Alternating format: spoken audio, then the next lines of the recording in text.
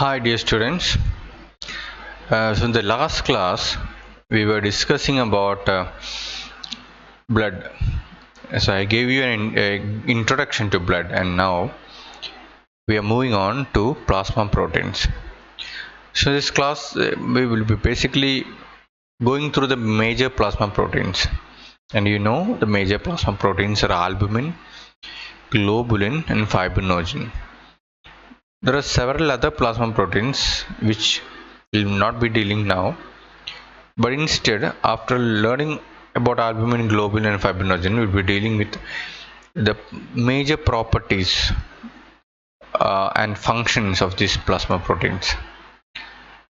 So let's start. So plasma proteins. So my first slide would be a display of the total concentration of the total proteins and the different proteins that you can see in your blood. So if you see through, you can see that the total concentration is 6 to 8. All these values which I'm underlining or highlighting are important all through your undergraduate course and also after your course. So 6 to 8 gram per deciliter. So between this range your total proteins in the blood would be, and the unit is also important. They are grams per deciliter, of which see albumin constitutes the major part. Albumin constitutes the major part of the 6 to 8. Around 3.5 to 5 grams of this protein, of the total protein, is contributed by your albumin. So it's very important. Albumin, what is the role of albumin? The role of albumin we'll be dealing with in detail. Coming to globulin, see globulin constitutes less than albumin, comes to around 2 to 3.5 grams per deciliter. So always remember, albumin, the albumin in your blood is always greater than globulin, and so albumin is to globulin ratio would be always greater than, more than 1. So this should be always positive value, the ratio. This is also very important. Okay. Coming to fibrinogen, see the concentration of fibrinogen is less when compared to albumin and globulin. It's only milligrams. That too, just 200 to 450 milligrams. So all these values are important, especially this ratio is very important. I will be discussing about the importance of AG ratio or albumin globulin ratio as we proceed. Yes. Now coming to these plasma proteins and their synthesis, most of them remains synthesized in the liver. See, majority of all the albumin, globulins and fibrinogens, most of them are formed in the liver. ലിവറിൽ ഉണ്ടാവുക എന്ന് പറയുമ്പം അത് അഡൾട്ടിൻ്റെ കാര്യത്തിലാണ്.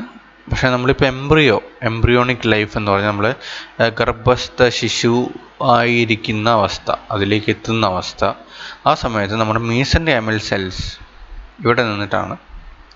This is the place from where your plasma proteins are synthesised.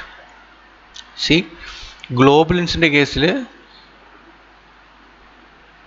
not all globulins are synthesized from liver. Only 50 to 80% liver annum, baki what about the rest 20%? What about the 20 to 50%? This is from plasma cells and lymphocytes, tissue macrophages. we've already learned about these lymphocytes. What are these lymphocytes? We will be learning in detail about tissue macrophages. All these are macrophage means something that eats away all the cells. എന്ന് വെച്ചാൽ ഒരു cell distracted ആവുകയാണെങ്കിൽ ആ സെല്ലുകളെ എല്ലാം തിന്ന് തീർത്ത് ശുദ്ധി വരുത്തുന്ന സെല്ലുകൾ എന്ന ഒരു നിലവാരത്തിലാണ് നമ്മൾ മാക്രോഫേജ് എന്നുള്ള വാക്ക് ഉപയോഗിക്കുന്നത്. അത് ശരിക്കും ന്യൂട്രോഫിൽസ് തന്നെയാണ്. അപ്പോൾ ടിഷ്യൂ മാക്രോഫേജസും ലിംഫോസൈറ്റ്സും പ്ലാസ്മ സെൽസും കൂടിയിട്ടാണ് ബാക്കി പറയുന്ന ഈ 20%, this 20% remaining globulins are synthesised. നമ്മുടെ globulin 20% synthesised from lymphocytes, tissue macrophages and plasma cells. ഈ രീതിയിലാണ് generally the synthesis of all the plasma proteins occur. Now we'll be going to each plasma proteins in detail. അപ്പോൾ ആദ്യം നമുക്ക് പറയാനുള്ളത് ആൽബുമിനെ കുറിച്ചാണ്. What is albumin? അതിൽ നമ്മൾ ശ്രദ്ധിക്കേണ്ട പോയിന്റുകൾ എന്തൊക്കെയാണ് which are the things that you should learn as A data, or what are the data that you should collect in your mind when you are asked to write about albumin for your exams.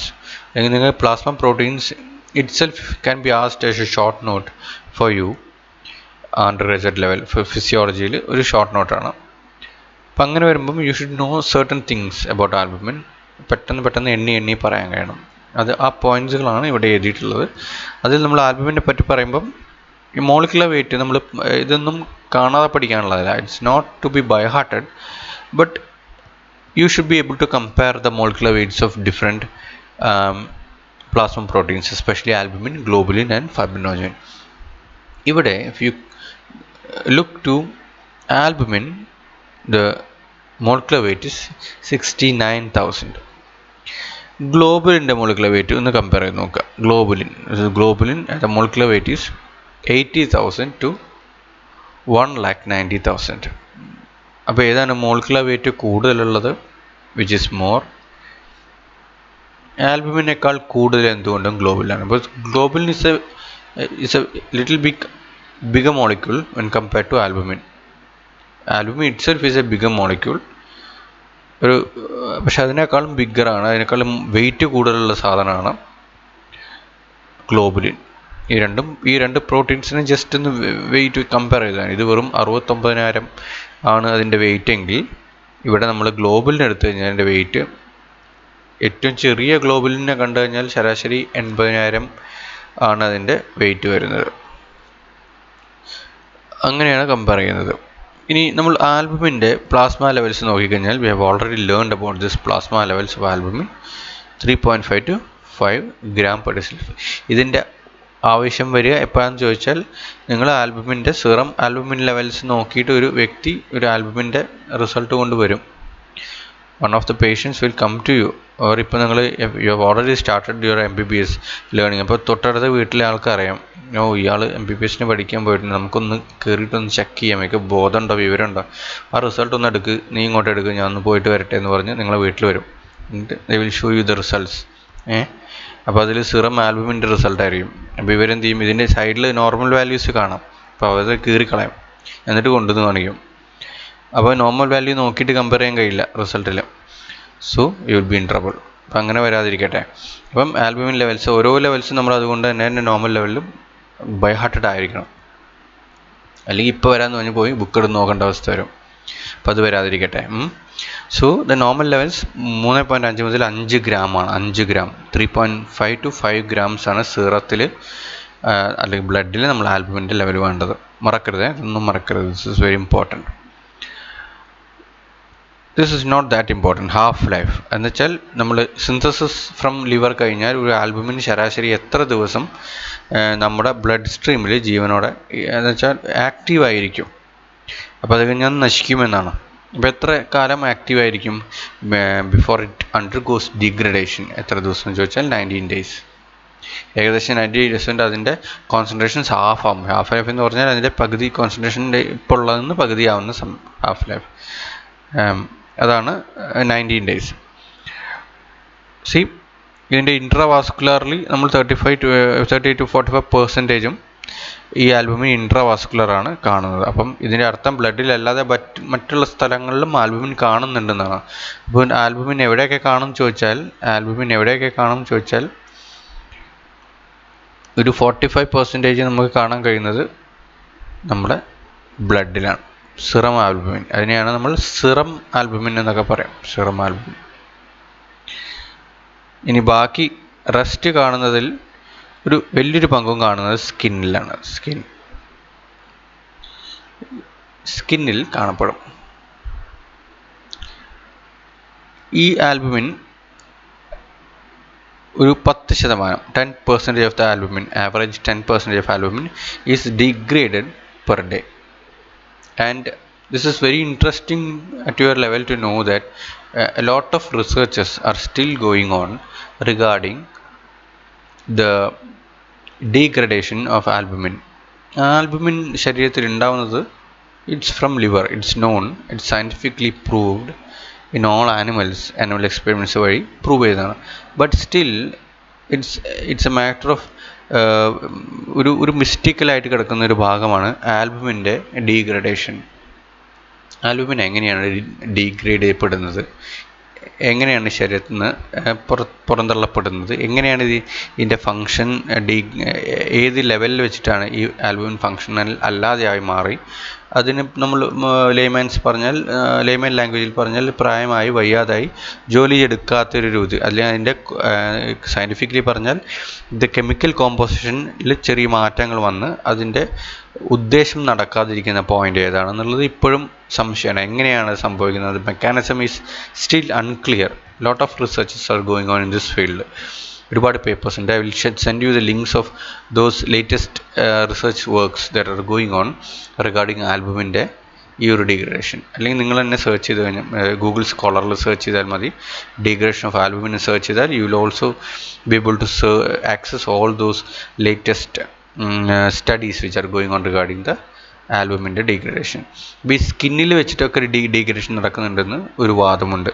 മറ്റൊരു വാദം എന്ന് പറഞ്ഞാൽ ഇതിന് ഒരു carbohydrate മോയിറ്റി ആയിട്ട് ഇത് bind ചെയ്തിട്ട് degradation നടക്കുന്നു എന്നെല്ലാം പറയുന്നുണ്ട്. അങ്ങനെ പല രീതിയിലുള്ള തർക്കങ്ങൾ നടക്കുന്ന ഒരു ഭാഗമാണ് ഈ ഡീഗ്രഡേഷൻ ഓഫ് ആൽബുമിൻ. നമ്മൾ പറയേണ്ടത് ഡീഗ്രഡേഷൻ ഓഫ് ആൽബുമിനെ കുറിച്ച് ഒരുപാട് വിശദമായിട്ട് എഴുതേണ്ട ആവശ്യമില്ല.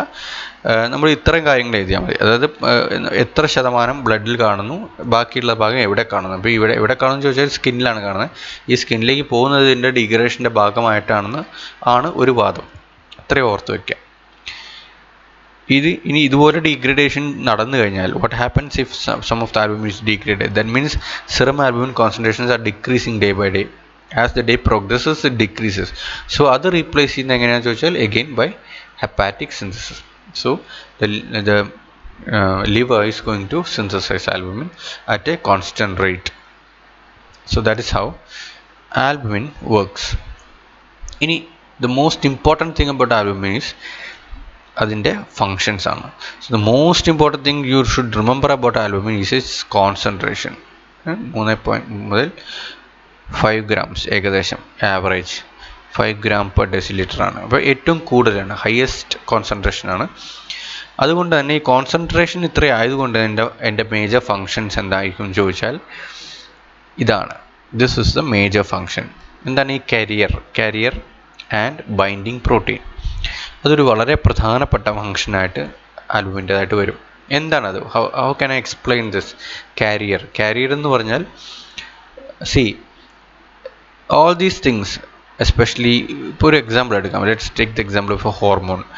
ഹോമിയോസ്റ്റാസിസ് പഠിക്കുന്ന സമയത്ത് I have already explain this. നമ്മളെ ഹൈപ്പോതലാമസ് എന്നൊരു ഹോർമോൺ ഉണ്ടായിന്ന് വെക്കാം. ഈ ഹോർമോൺ നമ്മളെ വിരലിൻ്റെ അറ്റത്ത് പോയിട്ട് ആക്ട് ചെയ്യേണ്ടതാണെന്ന് വെക്കാം. അപ്പോൾ അത്രയും ദൂരം ശരീരത്തിലൂടെ it has to travel through the whole body without getting degraded. അതാണ് പോയിന്റ്. ആ ഹോർമോൺ ഞാൻ പറഞ്ഞു, I have already told this in my class that a hormone when it is released the hormone will act on every cell in this body which has its receptors. കാരണം അത് ഒഴുകിക്കൊണ്ടിരിക്കുകയാണ്, ബ്ലഡിലൂടെ ഒഴുകിക്കൊണ്ടിരിക്കുകയാണ്. There is no control for the hormone because circulatory system is so interconnected and interlaced that it can go in everywhere in the body within seconds. ഒറ്റ heart pump കൊണ്ട് തന്നെ ഇത് തെറിച്ച് എവിടെ വേണമെങ്കിൽ എത്താം. അപ്പോൾ ഏതൊക്കെ സെല്ലിൽ റിസപ്റ്റേഴ്സ് ഉണ്ടോ അവിടെ എല്ലാം ഇത് ആക്ട് ചെയ്യാൻ സാധ്യതയുണ്ട്. അപ്പോൾ അതുകൊണ്ട് തന്നെ ഇതിൻ്റെ ആക്ഷൻ കൺട്രോൾ ചെയ്യപ്പെടുന്ന ഒരു രീതി എന്ന് പറഞ്ഞാൽ ഇത് പോകുന്ന വഴിക്ക് അവിടെ ഇവിടെ എല്ലാം പോയി ഒരു റിസപ്റ്ററിൻ്റെ മുകളിൽ ആക്ട് ചെയ്ത് അവിടെ ഇവിടെ പോയി കഴിഞ്ഞാൽ പ്രശ്നമാണ്. ഇത് പോകുന്ന വഴിക്ക് എന്തെങ്കിലും രീതിയിലുള്ള ഒരു എൻവയോൺമെൻറ്റൽ ചേഞ്ച് കാരണം, അതായത് ബ്ലഡിലുള്ള any environmental change can cause its molecular composition to be degraded. അതിൻ്റെ ഒരു കോമ്പോസിഷനിൽ ചെറിയ മാറ്റം വന്നു കഴിഞ്ഞാൽ ആ ഹോർമോൺ അല്ലാതെ മാറും. അപ്പം ഇങ്ങനെയുള്ള മാറ്റങ്ങളൊക്കെ സംഭവിക്കാൻ സാധ്യത ഉള്ളതുകൊണ്ട് അതിൽ ഈ രണ്ടാമത് പറഞ്ഞാണ് ഏറ്റവും പ്രധാനം. അതായത് പോകുന്ന വഴിക്ക് തട്ടിത്തടയുന്ന സമയത്ത് എന്തെങ്കിലും മുറിവോ ചതവോ പറ്റാൻ സാധ്യത, ലൈമൻ ലാംഗ്വേജിൽ പറഞ്ഞാണ് എന്തെങ്കിലും മുറിവോ ചതവോ പറ്റുക, അല്ലെങ്കിൽ സയൻറ്റിഫിക്കലി പറഞ്ഞാൽ എന്തെങ്കിലും കെമിക്കൽ ചേഞ്ച് സംഭവിച്ച് അതിൻ്റെ കോമ്പോസിഷനിൽ എന്തെങ്കിലും മാറ്റം വന്നു കഴിഞ്ഞാൽ ആക്ഷൻ കറക്റ്റായിട്ട് ഉണ്ടാവില്ല. അപ്പോൾ ഇങ്ങനെയുള്ള സന്ദർഭങ്ങളിൽ ഒരു കാരിയർ ആവശ്യമുണ്ട്. എന്ന് വെച്ചാൽ നമ്മളൊരു സെക്യൂരിറ്റി ഗാർഡ് എന്ന പോലെയാണ് ആൽബുമിൻ ആക്ട് ചെയ്യുന്നത്. അപ്പം ഒരുവിധം മിക്ക ഹോർമോൺസിനെല്ലാം ആൽബുമിനോട് ബൈൻഡ് ചെയ്യാനുള്ള കപ്പാസിറ്റി ഉണ്ട്. അപ്പോൾ അതിനു വേണ്ടി തന്നെയാണ് ആൽബുമിൻ ഉള്ളത്. ഹൈപ്പോതലാമസിൽ കൂടെ പോകുന്ന ആൽബുമിൻ്റെ ഉള്ളിലേക്കാണ് ഹോർമോൺ ചെന്ന് ബൈൻഡ് ചെയ്യുന്നു, സുരക്ഷിതമായിട്ട് ഇതിനെ ബ്ലഡിലൂടെ കൊണ്ടുപോയി ഒരു പെർട്ടിക്കുലർ പോയിന്റ് എത്തുമ്പോൾ it gets released out. Release ചെയ്തിട്ട് ആ പോയിന്റിൽ അത് ആക്ട് ചെയ്യുന്നു. ഈ രീതിയിലാണ് ആൽബുമിൻ്റെ ഫങ്ഷൻ വരുന്നത്. ഇത് ഈ ബൈൻഡിങ് ആൻഡ് അൺബൈൻഡിങ് ട്രിഗർ ചെയ്യുന്നത് ഹോർമോൺ തന്നെയാണ്. ഇതുപോലെ തന്നെയാണ് അമിനോ ആസിഡ്സിൻ്റെ കാര്യത്തിലും എൻസൈംസിൻ്റെ കാര്യത്തിലും ബിൽറൂബിൻ്റെ കോൺജുഗേഷൻ്റെ കാര്യത്തിലും. ഇതെല്ലാം you will learn about bilirubin, how it is conjugated, ആൽബുമിനായിട്ട് എങ്ങനെയാണ് ബൈൻഡ് ചെയ്യുന്നത്, ആ പ്രോസസ്സ് എങ്ങനെയാണ് നടക്കുന്നത്, എല്ലാം നമ്മൾ വിശദമായിട്ട് പഠിക്കുന്നുണ്ട്. ഇതെല്ലാം ഓരോരോ ഭാഗത്തുള്ളതായതുകൊണ്ടാണ് already told you it's not beyond the scope. Because ഈ ബിൽറൂബിൻ്റെ കാര്യങ്ങൾ നടക്കുന്നത് RBC പഠിക്കുമ്പോൾ നിങ്ങൾ പഠിക്കും. ഹോർമോൺസിൻ്റെ കാര്യം എൻഡോക്രൈനോളജി പഠിക്കും. ഓരോ ഹോർമോണും നമ്മൾ വേറെ പഠിക്കുന്ന സമയത്ത് അതിൻ്റെ ബൈൻഡിങ്ങും അതിൻ്റെ ബ്ലഡ് സർക്കുലേഷനിലുള്ള ട്രാവലിംഗ് പീരീഡും എല്ലാം പഠിക്കും. ആ സമയത്ത് ഈ ആൽബുമിൻ കടന്നു വരും. അപ്പോൾ നിങ്ങൾ ഇൻറ്റഗ്രേറ്റ് ചെയ്തിട്ട് you should remember this class where we have already discussed about albumin. Okay, ഇത്രയും സിമ്പിളാണ്. ഡ്രഗ്സ്, ചില മരുന്നുകൾ നമ്മൾ കഴിച്ചു കഴിഞ്ഞാൽ ഈ മരുന്ന് അതിൻ്റെ സൈറ്റ് ഓഫ് ആക്ഷനിൽ എത്തുന്നതിന് മുമ്പേ ഡീഗ്രേഡ് ചെയ്തായിരിക്കാൻ വേണ്ടിയിട്ട് ഈ ഡ്രഗ്സ് ആൽബുമിൻ്റെ കൂടെയാണ് കമ്പൈൻ ചെയ്തിട്ടാണ് പോകുന്നത്. ഇതുപോലെ ചില അയോണുകൾക്ക് വേറെ എന്തെങ്കിലുമൊക്കെ ആക്ഷനായി മാറാതിരിക്കാൻ ഈ അയോണിനെ പ്രിസർവ് ചെയ്ത് കൊണ്ടുപോകുന്നത് ആൽബുമിനാണ്. സോ ബേസിക്കലി ഈ ഒരു കാരിയർ ബൈൻഡിങ് പ്രോട്ടീൻ എന്നുള്ള റോളിനെയാണ് നമ്മളിവിടെ പറയുന്നത്. അത് കാരിയർ ആവുന്നത് എങ്ങനെയാണെന്ന് ചോദിച്ചാൽ ബൈൻഡ് ചെയ്തിട്ടാണ്. അതുകൊണ്ട് ഇറ്റ്സ് എ ബൈൻഡിങ് പ്രോട്ടീൻ, അത് ഓർത്ത് വയ്ക്കുക. രണ്ടാമത്തെ മേജർ ആയിട്ടുള്ളൊരു ഫങ്ഷൻ ഇതാണ്. This is also very important. എന്താണെന്ന് ചോദിച്ചാൽ ഓസ്മോട്ടിക് റെഗുലേറ്ററാണ്. ഈ ഓസ്മോട്ടിക് റെഗുലേറ്ററിനെ കുറിച്ച് കുറച്ച് കഴിഞ്ഞാൽ നമ്മൾ ഫങ്ഷൻസ് പഠിക്കുന്ന സമയത്ത് when we start studying the functions of plasma proteins, I will discuss this. So that would be specifically about albumin. ഇപ്പോൾ ഈ പോയിന്റിൽ I'll just tell you that there is something called oncotic pressure which is called colloidal oncotic pressure എന്ന് പറയുന്ന. oncotic pressure എന്ന് പറഞ്ഞാൽ we have already studied in your physics class. നമ്മൾ ഇതൊരു blood vessel ആണെങ്കിൽ ഈ ബ്ലഡ് വെസലിൻ്റെ ഉള്ളിലാണ് നമ്മുടെ ആൽബുമിൻ കിടക്കുന്നത്. ഈ A എന്ന് പറയുന്ന ആൽബുമിനാന്ന് വയ്ക്കുക. ഒരുപാട് albumin 3 to 5 gram per deciliter albumin flow ചെയ്തുകൊണ്ടിരിക്കുകയാണ്. ഇത്രയും ആൽബുമിൻ ഇവിടെ നിൽക്കുമ്പം ഈ ആൽബുമിൻ ഉണ്ടാക്കുന്ന ഒരു വാട്ടർ റിട്ടൻഷൻ കപ്പാസിറ്റി ഉണ്ട്. വെള്ളത്തിന് അല്ലെങ്കിൽ ഈ സൊല്യൂട്ട് എന്ന് പറയുന്ന ഈ ആൽബുമിന് വെള്ളത്തിന് ഉള്ളിലേക്ക് വലിക്കാൻ ഒരു പുള്ളിങ് എഫക്റ്റ് ഉണ്ടാകാനുള്ള കഴിവുണ്ട്. ഇത്ര സിമ്പിളായിട്ട് ഓർത്ത് വെച്ചാൽ മതി. ആൽബുമിൻ ഈ blood വെസലിലൂടെ ഒഴുകുന്നുണ്ട്. when albumin is flow is in its prescribed concentration inside your blood, inside your intravascular compartment, the water in the plasma has a capacity to be drawn into the intravascular compartment from the extravascular space. വാട്ടറിന് പ്ലാസ്മയിൽ തന്നെ നിലനിൽക്കാനുള്ള കഴിവ്. The water in the plasma always remains in the intravascular compartment and doesn't go out through the capillary spaces between the endothelium of the blood vessel. blood vessel ഇടയിൽ blood vessel ഇങ്ങനെ വരയായിട്ട് വരച്ചെങ്കിലും the blood vessel would be actually, നിങ്ങൾ പഠിച്ചിട്ടുണ്ടാവും, ഇതാണ് ഒരു blood വെസലിൻ്റെ walls. ഇതിൻ്റെ ഇടയിൽ നോക്കിക്കഴിഞ്ഞാൽ ചെറിയ gaps കാണാം. സി, ഇതൊരു ബ്ലഡ് വെസലിൻ്റെ വോളാണ് വരച്ചിരിക്കുന്നത്. It's a cut section. ഇങ്ങനെ കട്ട് ചെയ്തതാണ്. കട്ട് ചെയ്ത് നോക്കിക്കഴിഞ്ഞാൽ blood is flowing like this. അപ്പോൾ ഇങ്ങനെ സെൽസിൻ്റെ ഇടയിൽ ഗ്യാപ്പ് ഉണ്ടാവും. അപ്പോൾ water can actually go out and come in through this pores. ഇത് വളരെ എളുപ്പത്തിൽ നടക്കും. ഈ ബ്ലഡ് വെസലിൻ്റെ ഉള്ളിലേക്ക് വെള്ളത്തിനെ ആകർഷിക്കാനുള്ള കഴിവ് ഇവിടെയുള്ള സൊല്യൂട്ട്സിനുണ്ട്. The solutes inside can do this job and albumin is a plasma protein that has this capacity of attracting water and retenting water inside the blood vessel. ആ ഒരു റോള് കാരണം ഉണ്ടാവുന്ന ഗുണമെന്ന് പറഞ്ഞാൽ ഈ വെള്ളം പുറത്തേക്ക് പോകാതിരിക്കുമ്പം നീരുണ്ടാവില്ല എന്നുള്ളതാണ്. നീര് എന്ന് പറഞ്ഞാൽ എഡീമ എന്ന് പറയും. നമ്മൾ സാധാരണ ലേമൻ ലാംഗ്വേജിൻ്റെ നീരെന്ന് പറയും. അപ്പം നീരുണ്ടാവാനൊരു കാരണം ശരീരത്തിലെ ബ്ലഡിലെ ആൽബുമിൻ്റെ കുറവ് ഒരു റീസണായി പറയാം. പ്രോട്ടീൻ്റെ കുറവ്. പ്രോട്ടീൻ അത്യാവശ്യത്തിന് സിറം പ്രോട്ടീൻ കുറഞ്ഞിട്ടുണ്ടെങ്കിൽ നമുക്ക് നീര് വരാനുള്ള ഒരു സാധ്യത ഉണ്ടെന്ന് പറയും. ഒരുപാട് കാരണമുണ്ട്, ഞാൻ ജസ്റ്റ് ഒന്ന് നിങ്ങൾക്ക് പെട്ടെന്ന് മനസ്സിലാവാൻ വേണ്ടി പറഞ്ഞതാണ്. മൾട്ടി ഫാക്ടോറിയലാണ് ഇതെല്ലാം. പക്ഷേ എന്നിരുന്നാലും ആൽബുമിൻ കുറഞ്ഞാൽ നീരുണ്ടാവാനുള്ള സാധ്യത ഉണ്ടാകുന്നത് ഇതിൻ്റെ ഈ ഒരു കപ്പാസിറ്റി ബ്രേക്ക് ആവുന്നതുകൊണ്ടാണ്. That means it has a capacity to imbibe water inside, അല്ലെങ്കിൽ വാട്ടറിനെ റിട്ടേൺ ചെയ്യാനുള്ള കഴിവ് ഉള്ളത് കൊണ്ടാണ്. ഓക്കെ, ഇതിൻ്റെ ഡീറ്റെയിൽ നമ്മളിനി വരുന്ന സ്ലൈഡ്സിൽ പറയുന്നതായിരിക്കും. അപ്പോൾ ഇത് രണ്ടും ആൽബുമിൻ്റെ മേജർ ഫംഗ്ഷനായി ഓർത്ത് വയ്ക്കുക. ഒന്ന് കരിയർ ആൻഡ് ബൈൻഡിങ് പ്രോട്ടീൻ, പിന്നെ ഒന്ന് ഓസ്മോട്ടിക് റെഗുലേറ്റർ ആയിട്ട് വർക്ക് ചെയ്യുന്നത്. പിന്നെ ഗ്ലോബുലിൻ നേരത്തെ പറഞ്ഞു. ഗ്ലോബുലിൻ എന്ന് പറഞ്ഞാൽ it has a molecular weight of 80,000 to 1,90,000 എന്ന് വെച്ചാൽ it's a very large molecule. അതിൻ്റെ concentration is less than that of albumin എന്നും പറഞ്ഞു. ഇത് അതിൻ്റെ ഡിഫറെൻറ്റ് ടൈപ്സ് ഓഫ് ഗ്ലോബുലിൻസ് ആണ്. നമുക്ക് ആൽഫ ഗ്ലോബുലിൻസ് ഉണ്ട്, ബീറ്റാ ഗ്ലോബുലിൻസ്, ഗാമ ഗ്ലോബുലിൻസ് ഉണ്ട്.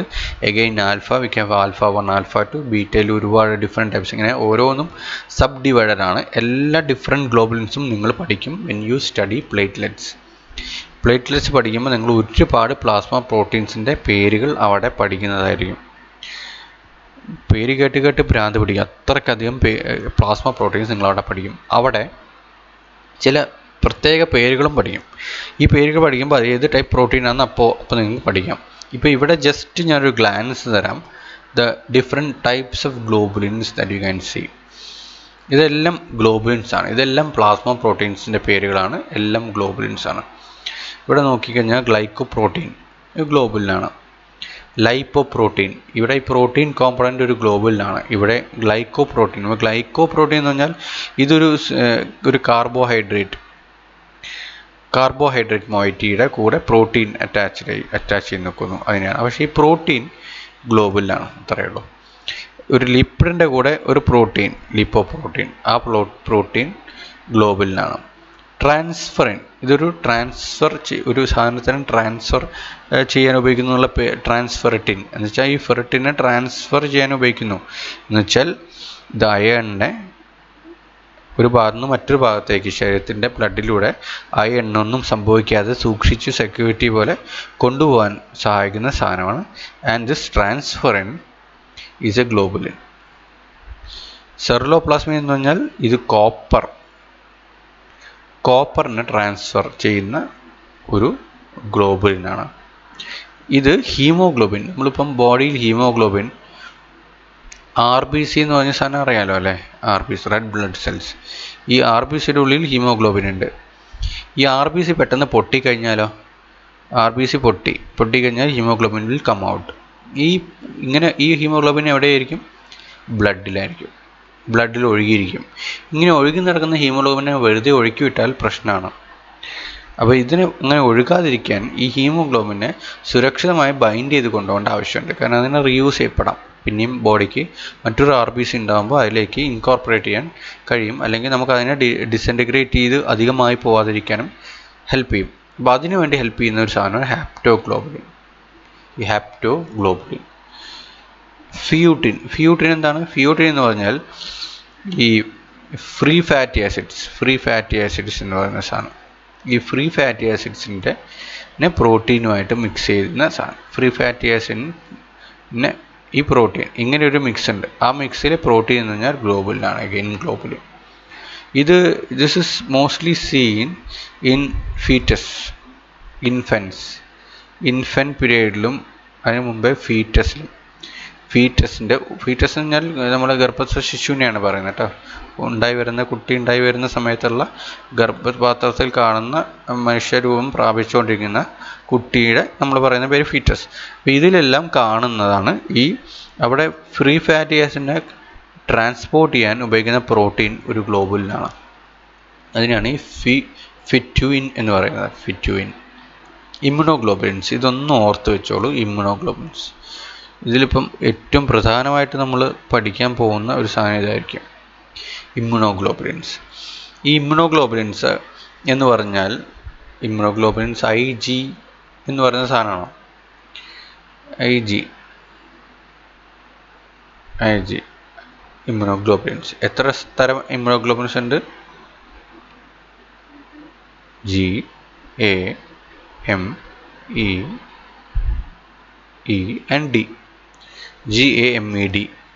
ഇത്രയും ഡിഫറെൻറ്റ് ടൈപ്സ് ഓഫ് ഇമ്മ്യൂണോഗ്ലോബുലിൻസ് നമുക്കുണ്ട്.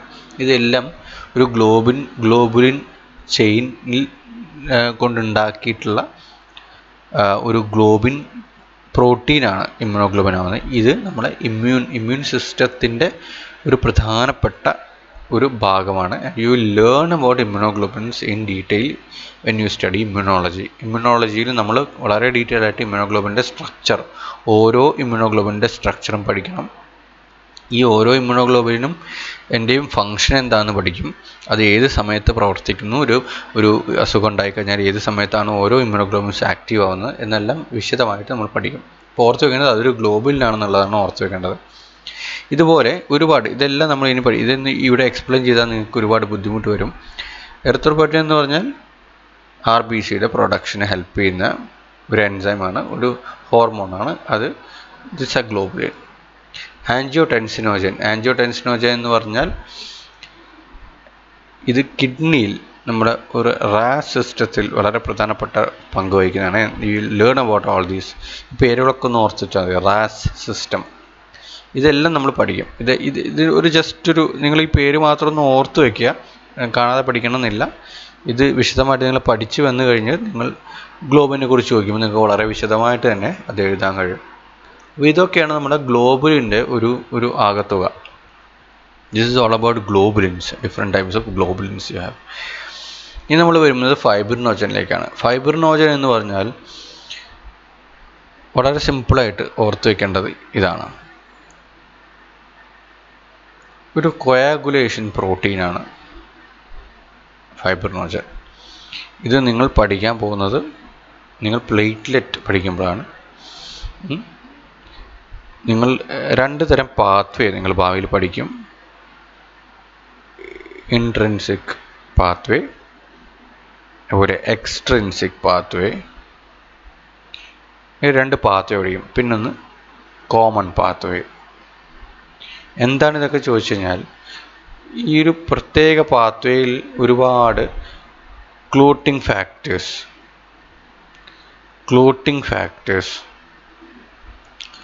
ഒരു ചെയിൻ പോലെ all these several clotting factors will act in a series of chain reactions.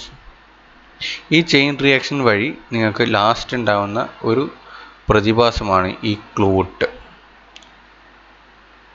എന്ന് പറയും. എന്ന് വെച്ചാൽ നമ്മളെ ചോര കട്ട പിടിക്കുക എന്ന് പറയുന്ന ക്ലോട്ട് ഫോർമേഷൻ, ആ ക്ലോട്ട് തന്നെയാണ് പറയുന്നത്. ആ ക്ലോട്ട് ഉണ്ടാകുന്നത് എങ്ങനെയെന്ന് പഠിക്കുന്ന സമയത്താണ് നമ്മളിത് പ്ലേറ്റ്ലെറ്റ്സിലാണ് പഠിക്കുക. പ്ലേറ്റ്ലെറ്റ്സിൻ്റെ ഒരു വകഭേദമായിട്ട് പഠിക്കുന്നതാണ്. പക്ഷേ ഈ ഒരു മെക്കാനിസത്തിൽ of clot formation we will study of a large number of coagulation proteins, അല്ലെങ്കിൽ കോയാഗുലേഷനെ ഹെൽപ്പ് ചെയ്യുന്ന പ്രോട്ടീൻസിനെ പറ്റി പഠിക്കും. അതിലെ ഒരു പ്രോട്ടീൻ ആണ് ഈ ഫൈബ്രിനോജൻ. ഈ ഫൈബ്രിനോജൻ നമുക്കിവിടെ കോൺസെൻട്രേഷൻ വൈസ് വളരെ അധികമാണ്. എത്രയായിരുന്നു കണ്ടത് concentration? Almost around 400 milligram per deciliter ആണ്.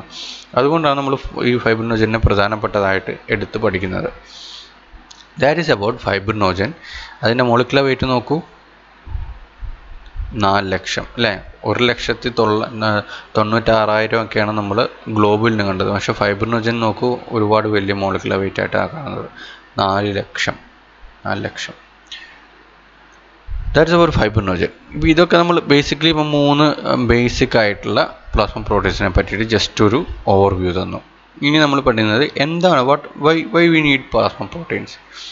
പ്ലാസ്മ പ്രോട്ടീൻസിൻ്റെ ആവശ്യം എന്താണെന്ന് ചോദിച്ചാൽ, ഇപ്പോൾ തന്നെ നമ്മൾ we have already learned when we learning albumin, we know what is the function of albumin. അത് തന്നെയാണ് നമ്മൾ ഇനി ഡിസ്കസ് ചെയ്യാൻ പോകുന്നത്. when we have learning globulins, we already learned about the functions of globulins. കാരണം ഡിഫറെൻറ്റ് ടൈപ്സ് ഓഫ് ഗ്ലോബുലിൻസ് പറഞ്ഞപ്പോൾ അതിൻ്റെ ഓരോ ഫങ്ഷൻസും എടുത്തു പറഞ്ഞു.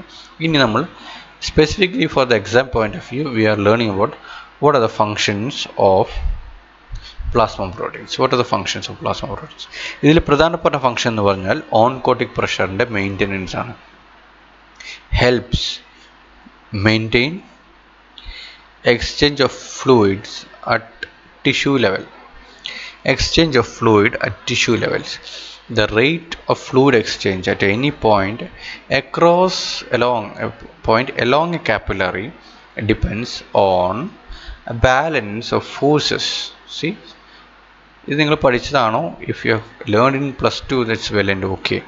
So those who don't remember, I just explain the different forces. ഒരുപാട് ഫോഴ്സസ് നമുക്ക് ഒരു ബ്ലഡ് വെസലിൻ്റെ ലെവലിൽ ആക്ട് ചെയ്യും. എങ്ങനെയാണെന്ന് പറഞ്ഞുതരാം. ഇത് നിങ്ങൾക്ക് ഒരു blood വെസലാണ്. I have shown you a blood vessel, and inside the blood vessel we have this is intravascular compartment. Intravascular. ഇത് പുറത്താണ്. This is interstitial compartment. ഇനി നമ്മൾ ഇവിടെ ഒരു cell വരച്ചാലോ, you draw a cell here, then this becomes intracellular. നമ്മൾ നേരത്തെ പറഞ്ഞതാണ് when we are learning about the homeostasis പഠിക്കുന്ന സമയത്ത് I have already told the different spaces we have, the difference between a unicellular organism and multicellular organism. ആ സമയത്ത് പറഞ്ഞതാണ്.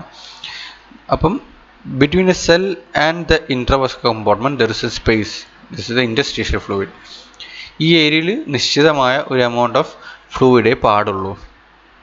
കൂടിക്കഴിഞ്ഞാൽ ഈ ഭാഗത്ത് കൂടുതൽ ഫ്ലൂയിഡ് അക്യുമുലേറ്റ് ചെയ്താൽ നമ്മളതിന് എന്ത് പറയും? ഈ ഏരിയയിൽ in this interstitial area if more fluid accumulates, then നമ്മൾ ഈ പറഞ്ഞ എഡീമ എന്ന് പറയുന്ന പ്രതിഭാസം ഉണ്ടാവും. എഡീമ. അപ്പോൾ ആ ഫ്ലൂയിഡ് എവിടെ നിന്നൊക്കെ വരാം? The fluid can come from inside സെല്ലിന് പുറത്തേക്ക് ഇങ്ങോട്ട് വരാം. കാരണം there is fluid inside cell. It can also come from the blood vessel. ഇവിടെ നിന്നും പുറത്തേക്ക് ചാടാം. ഇവിടേക്ക് എക്സ്ട്രാ ഫ്ലൂയിഡ് ഇങ്ങനെ എപ്പോഴും സർക്കുലേറ്റ് ചെയ്തുകൊണ്ടിരിക്കും, എപ്പോഴും ഇങ്ങനെ പുറത്തേക്ക് നിശ്ചിത അളവിൽ പുറത്തേക്ക് വന്നുകൊണ്ടിരിക്കും. This is always cleared through the lymphatic system വഴി എപ്പോഴും ഇത് ക്ലിയർ ചെയ്യപ്പെടുന്നുണ്ട്. Always clear.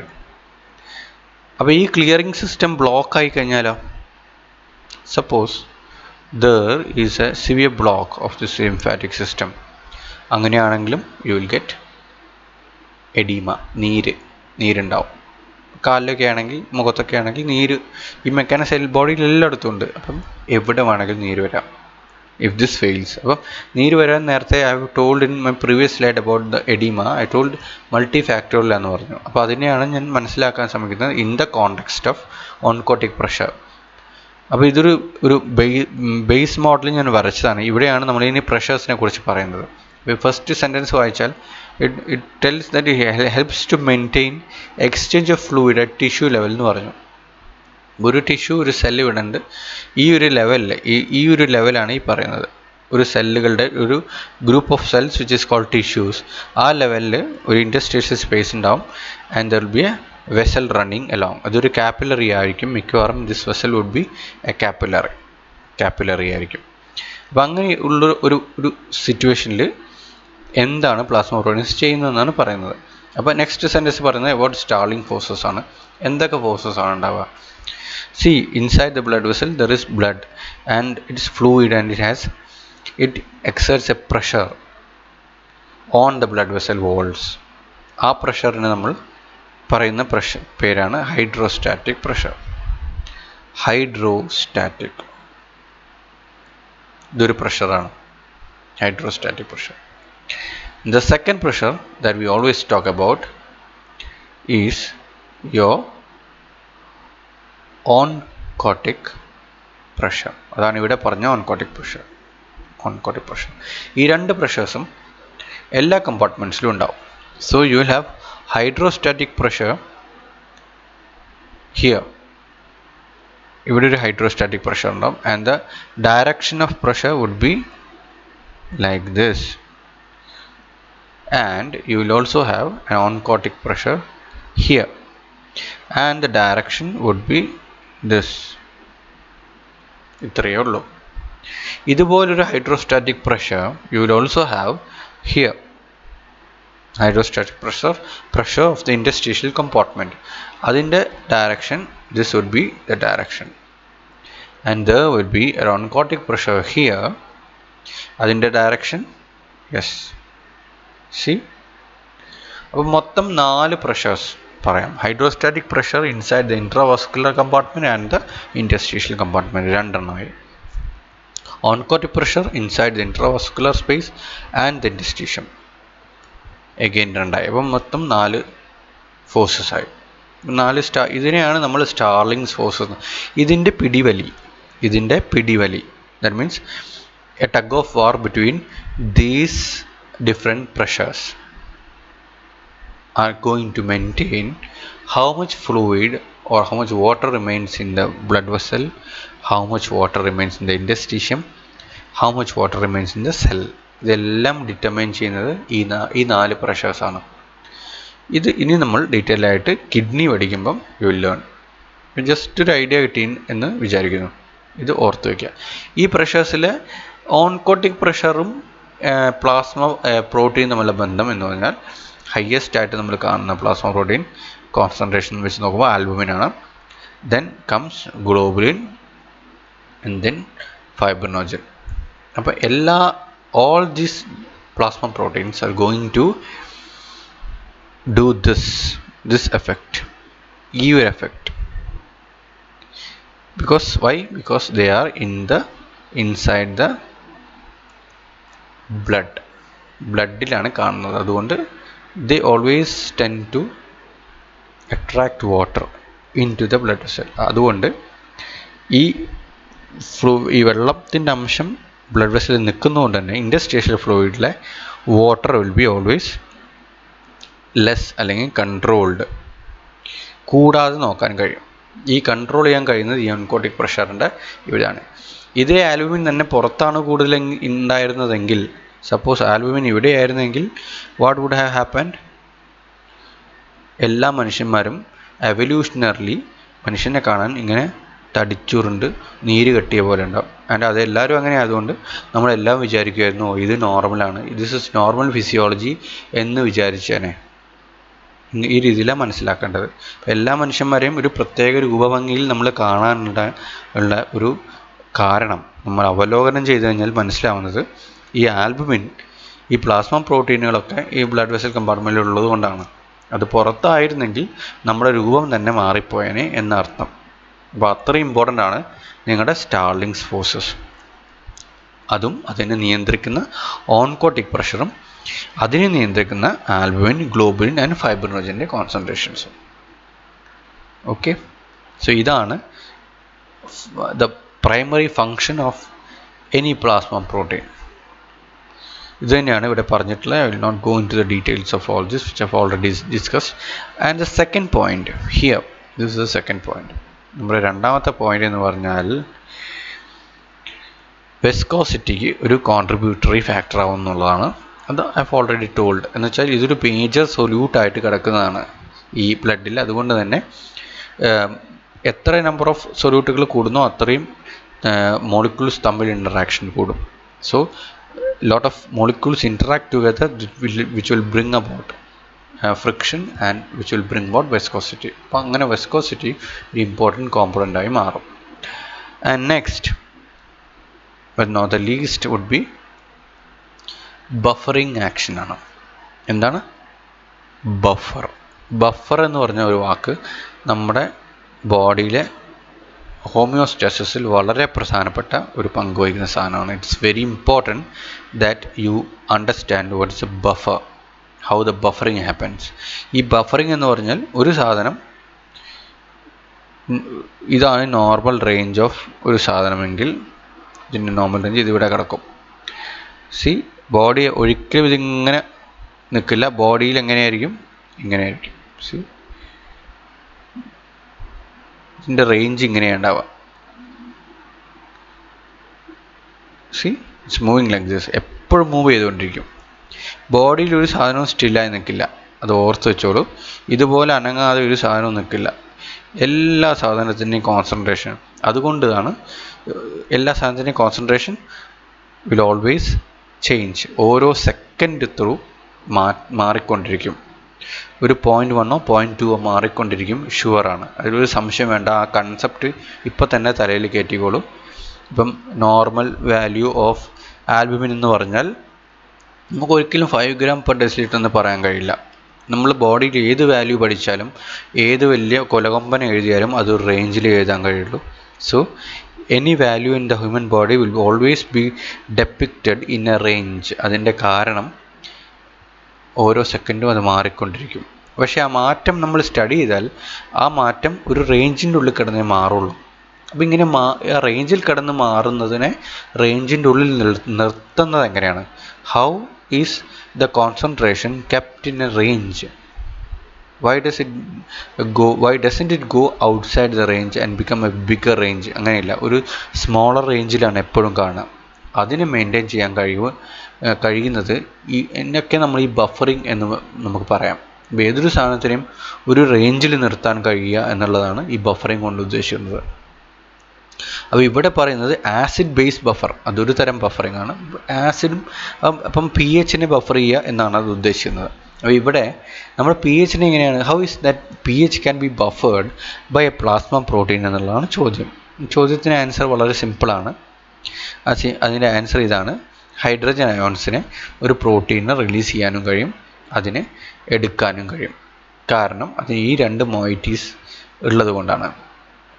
ഇങ്ങനെ ഒരു എൻഡും ഇങ്ങനെ ഒരു എൻഡും എപ്പോഴും ഒരു പ്രോട്ടീൻ ഉണ്ടാവും. ഒരു COO- എൻഡും ഉണ്ടാവും, ഒരു NH2 എൻഡും ഉണ്ടാവും. അപ്പോൾ അതുകൊണ്ട് തന്നെ ഇങ്ങനെ രണ്ട് എൻഡുകൾ ഉണ്ടാവും. ഈ രണ്ട് എൻഡ് ഉള്ളത് കൊണ്ട് തന്നെ ഹൈഡ്രജൻ അയോൺസിനെ ബ്ലഡിലേക്ക് കൊടുക്കാം. It can give hydrogen ions to blood and it can take it from blood. അപ്പോൾ ഹൈഡ്രജൻ അയോൺ ആരായി? ഹൈഡ്രജൻ അയോൺ സ്റ്റാറായി. ഹൈഡ്രജൻ അയോൺ ഉപയോഗിച്ച് ഒരു സാധനം ബേസിക്കായി മാറുമ്പം H+നെ റിലീസ് ചെയ്ത് കൊടുക്കുന്നു. അപ്പോൾ അതിൻ്റെ ബേസിക് നേച്ചർ കുറഞ്ഞ് അസിഡിക്കിലേക്ക് നീങ്ങുന്നു. ഒരുപാട് ഹൈഡ്രജൻ അയോൺസ് എവിടെയെങ്കിലും കെട്ടി നിൽക്കുന്നതായി കാണുകയാണ് ബ്ലഡിലെങ്കിൽ അതെന്ത് ചെയ്യുന്നു? അത് പ്ലാസ്മ പ്രോട്ടീൻ എടുത്ത് ആ അസിഡിറ്റിയെ കൺട്രോൾ ചെയ്യാൻ സഹായിക്കുന്നു. ഇങ്ങനെ pH-നെ നോർമൽ റേഞ്ചിൽ നമുക്ക് നിർത്താൻ കഴിയുന്നു, അല്ലേ? 7.4 in and around 7.4 in and around 7.4 pH-നെ നിർത്താൻ സഹായിക്കുക എന്ന് പറയുന്നത് ചെറിയ കാര്യമല്ല, അല്ലേ? അപ്പോൾ അങ്ങ് സ്ലൈറ്റ്ലി ആൽക്കലൈനാക്കി നിർത്താൻ സഹായിക്കുന്നു എന്നുള്ളതാണ് അതിൻ്റെ പ്രാധാന്യം. അപ്പോൾ അതാണ് രണ്ടാമത്തെയും മൂന്നാമത്തെയും ഫംഗ്ഷൻ. ഫസ്റ്റ് ഫംഗ്ഷൻ എന്താണ് പറഞ്ഞത്? ഫസ്റ്റ് ഫംഗ്ഷൻ പറഞ്ഞിട്ടുള്ളത് അതിൻ്റെ ഓൺകോട്ടിക് പ്രഷർ, അല്ലേ? ഓൺകോട്ടിക് പ്രഷറിൻ്റെ മെയിൻ്റെനൻസ്. മൂന്ന് ഓർത്ത് വെച്ചോളൂ. These are the 3 major functions നമ്മളിപ്പോൾ പറയുന്നത്. ഇനി ഇതുകൂടാതെ ഫങ്ഷൻസ് ഉണ്ട്. There are functions. നമ്മളിപ്പോൾ പറഞ്ഞത് മൂന്നും പ്രധാനപ്പെട്ടും ആൽബുമിൻ്റെ ഫങ്ഷൻസ് ആണെങ്കിൽ ഗ്ലോബിൻ്റെ ഫങ്ഷൻസിലേക്ക് കടക്കാം. അങ്ങനെ കടക്കുമ്പോൾ നമ്മൾ പറയുന്നതാണ് നമ്മുടെ ബ്ലഡ് ക്ലോട്ടിംഗ് ഇമ്മ്യൂൺ ഫങ്ഷൻ. ഒരു ഫംഗ്ഷൻ ഇവിടെ ബ്ലഡ് ക്ലോട്ടിംഗ് ആണെങ്കിൽ ഒന്ന് നമ്മുടെ ഇമ്മ്യൂൺ ഫംഗ്ഷൻ. ഇത് രണ്ടും ഗ്ലോബലിന് ചാർത്തി കൊടുത്ത ഫങ്ഷൻസ് ആണ്. ഈ ഗ്ലോബലിന് ഇവിടെ വരാൻ കാരണം ഒരുപാട് ഫൈബ്രിനോജൻ കൂടാതെ തന്നെ ക്ലോട്ടിങ്ങിൽ ഒരുപാട് ഗ്ലോബുലിൻസ് ഇൻവോൾവ് ആണ്, അതുകൊണ്ടാണ്. And you will study all these in detail when you study platelets. നിങ്ങൾക്കൊരു എൻറ്റയർ പ്ലേറ്റ്ലെറ്റ്സിനെ കുറിച്ച് വിശദമായ ക്ലാസ് ഉണ്ടാവുന്നതാണ്. ഇത് കൂടാതെ നമ്മൾ നേരത്തെ പറഞ്ഞു ആൽബുമിൻ്റെ ഫംഗ്ഷൻ ട്രാൻസ്പോർട്ട് അല്ലേ, transport of ions, hormones, enzymes അല്ലേ. പിന്നെ ഒരു പ്രധാനപ്പെട്ട ഫംഗ്ഷൻ എന്ന് പറഞ്ഞാൽ ഇതാണ്, സ്റ്റെബിലിറ്റി ഓഫ് റെഡ് സെൽസ്. വളരെ പ്രധാനപ്പെട്ട ഒരു ഫംഗ്ഷനാണ്. നിങ്ങൾ RBC പഠിക്കുമ്പോൾ ഒന്ന് ഓർത്ത് വെച്ചോളൂ. RBCയുടെ the stability of red cells എന്ന് പറയുമ്പം എന്താണ് ഉദ്ദേശിച്ചതെന്ന് ചോദിച്ചാൽ, ഈ RBCs നിങ്ങളുടെ ബ്ലഡിൽ എപ്പോഴും ഒറ്റയ്ക്കാനൊക്കെ. നിങ്ങൾ RBC നോക്കി കഴിഞ്ഞാൽ എല്ലാം വിട്ട് ഇതുപോലെ നിൽക്കും. ഈ RBCs എപ്പോൾ നമ്മൾ RBC ബ്ലഡ് കുത്തി പുറത്തേക്ക് എടുക്കുന്നോ, once there's puncture in your blood അല്ലെങ്കിൽ നിങ്ങളുടെ ഇൻട്രാവാസ്കുലർ കമ്പാർട്ട്മെൻറ്റ്, നിങ്ങൾ ഒരു സൂചി എടുത്ത് കുത്തിക്കഴിഞ്ഞാൽ ബ്ലഡ് പുറത്തേക്ക് വരും. If you take the blood into a test tube, what you see is that the moment you do that, RBCs will stick together like this. ഇതുപോലെ stick ചെയ്യും. ഇതിനെയാണ് നമ്മൾ ഈ റൂളെ എന്ന് പറയുന്നത്. ഇതിനെ റോളക്സ് അല്ല, റൂളെ എന്നാണ് പറയുക. ഈ റൂളെ ഫോർമേഷനെ പ്രിവെൻറ്റ് ചെയ്യുന്ന ഫങ്ഷൻ പ്രധാനിയാണ് fibrinogen. So fibrinogen and globulin together prevents rouleau formation. അതുകൊണ്ട് this is an important part and an important function of your plasma proteins, and you will learn about rouleau formation in detail when you study your red blood cells.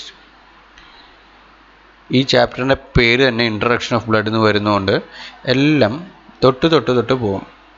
Nothing will be dealt in detail because everything needs detailed classes. ഇതൊരു introduction ആയതുകൊണ്ട് എല്ലാത്തിനെയും പറ്റിയിട്ട് ഒരു idea ഉണ്ടാക്കി തരിക എന്നുള്ളതാണ് നമ്മൾ ഉദ്ദേശിക്കുന്നത്. നിങ്ങൾക്ക് ഈ ചാപ്റ്ററിൽ നിങ്ങൾക്ക് വരാവുന്ന ഒരു question functions of plasma proteins ആണ്.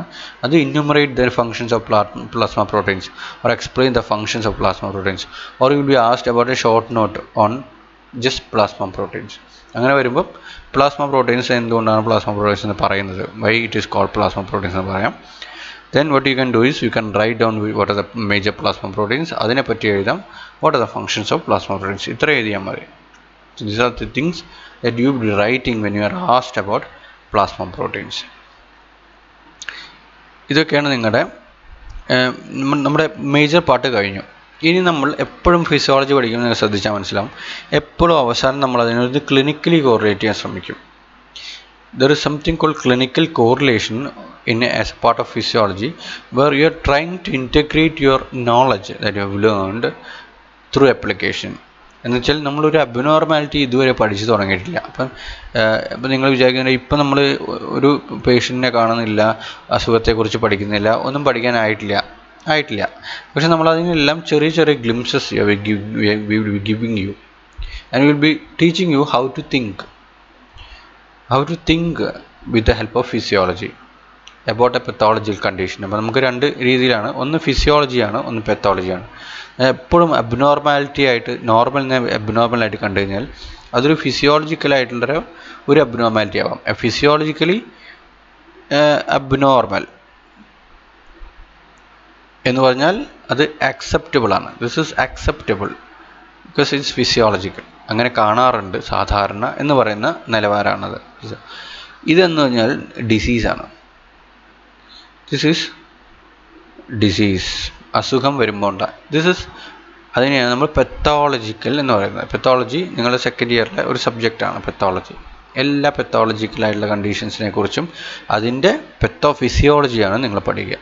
ഫിസിയോളജിയിൽ നിന്ന് എന്ത് മാറ്റം വന്നിട്ടാണ് പെത്തോളജി ഉണ്ടായത്, അതാണ് basically what is the difference between physiology and pathology. അപ്പോൾ ഇവിടെ നമ്മൾ ഇനി പഠിക്കുന്നത് ഈ ആൽബുമിൻ എന്ന് പറഞ്ഞാൽ നോർമലി 3.5 മുതൽ 5 gram per deciliter വരെ കാണുന്ന സാധനം കുറഞ്ഞു എന്ന് വയ്ക്കുക.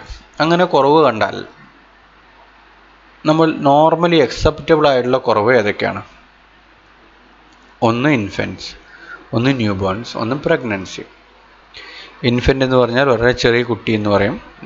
ജനിച്ച പാടുള്ള കുട്ടിയെ നമ്മൾ ന്യൂ ബോൺ എന്ന് പറയും. പ്രഗ്നൻസി, ഈ 3 കണ്ടീഷൻസിലും it is acceptable that there will be a decrease in albumin. ഇവിടെ ഒരു വൈ എന്ന ചോദ്യത്തിന് നല്ല പ്രാധാന്യം ഉള്ള ഒരു പോയിൻ്റാണ്. And I would recommend you to find out the why for all these. This is an assignment for you. Just find out why. Physiology മാത്രം വൈ കണ്ടുപിടിച്ചാൽ മതി. പെത്തോളജി വൈ നിങ്ങളിപ്പോൾ കണ്ടുപിടിക്കണ്ട. ഇതെന്തുകൊണ്ടാണ്? ഫോർ എക്സാമ്പിൾ ഇതിൻ്റെ ആൻസർ ഞാൻ പറഞ്ഞുതരാം. ഇതിൻ്റെ ആൻസറിലേക്ക് എത്തിക്കഴിഞ്ഞാൽ, പ്രഗ്നൻസി, ഗർഭിണിയാവുന്ന സമയത്ത് നിങ്ങൾ അവരുടെ ആൽബുമിൻ ബ്ലഡ് എടുത്ത് ചെക്ക് ചെയ്ത് നോക്കിക്കഴിഞ്ഞാൽ ആൽബുമിൻ ചിലപ്പം ഒരു ലെസ് ദാൻ 3 ആയിരിക്കും, ചിലപ്പോൾ 2.9, 2.5, ചിലപ്പം 3, ചിലപ്പം 3 ആയിരിക്കും, 3.5 ആവാം, ചിലപ്പം 5 ആവാം. സോ നോർമലും ആവാം. പക്ഷേ ചില സമയങ്ങളിൽ can be abnormally low, decrease ഉണ്ടാവാം. ആൻഡ് അപ്പോൾ അങ്ങനെ കാണുമ്പോൾ അയ്യോ ഡോക്ടറെ, അമ്മേ, ദൈവമേ, ഇത് കുറവാണല്ലോ എന്ന് പറയും. അപ്പം നിങ്ങൾ പറയും കുഴപ്പമില്ല എന്ന് പറയും.